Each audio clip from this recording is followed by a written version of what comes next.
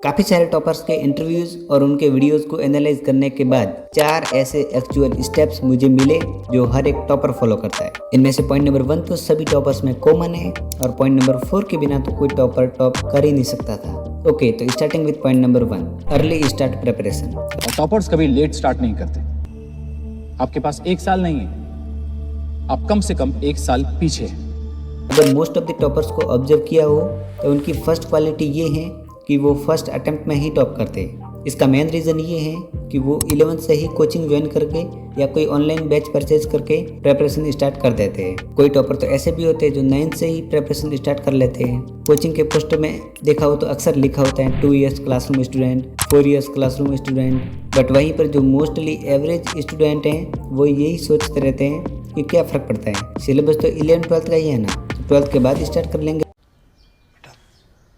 तुमसे ना हो पाएगा। मैं यहाँ पर ये नहीं कह रहा कि 12th के बाद प्रिपेयर करने वाला टॉपर नहीं बन सकता, ऑफ कोर्स, बट अगर वो रिमेनिंग 3 स्टेप्स को फॉलो करे तो।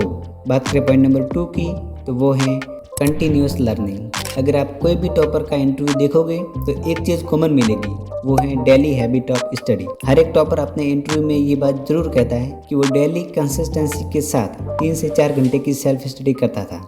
लेकिन पढ़ता तो एक एवरेज स्टूडेंट भी है, लेकिन वो कंसिस्टेंसी के साथ क्यों नहीं पढ़ पाता है? इसका रीज़न वीडियो में आगे डिस्कस करेंगे। लेकिन अब यहाँ पर सवाल ये आता है कि टॉपर ऐसा क्या करते हैं कि वो हर दिन कंटिन्यूटी के साथ पढ़ पाते हैं। यहीं पर आता है स्टेप नंबर 3, सेटिंग रियलिस्टिक गोल। तो बात करें एक एवरेज स्टूडेंट की, तो वो जनरली गोल सेट ही नहीं करता है, वो रैंडमली पढ़ता है, या फिर वो गोल तभी सेट करता है जब कोई स्ट्रेटजी या मोटिवेशन वाली वीडियो देखने के बाद। लेकिन वो गलती ये करते हैं कि अपनी कैपेबिलिटी से ज़्यादा गोल सेट कर लेते हैं। दूसरे दिन जब वो उस टाइम टेबल को फॉलो नहीं कर पाते हैं और वो इतना नहीं पढ़ पाते हैं जितना उनके टाइम टेबल में लिखा होता है, तो एट द एंड वो डीमोटिवेटेड फील करते हैं और गोल सेट करना ही छोड़ देते हैं। लेकिन वहीं पर एक टॉपर अपने एक्सपीरियंस के अकॉर्डिंग गोल सेट करता है कि वो कितने टाइम तक पढ़ सकता है। वो अपने गोल कम से कम लिखता है। कम से कम का मतलब है कि जितना वो कंप्लीट कर सके, और दूसरे दिन इसे तो कंप्लीट करता ही है और एक्स्ट्रा रिवाइज भी कर लेता है। और ये एक बेसिक ह्यूमन नेचर है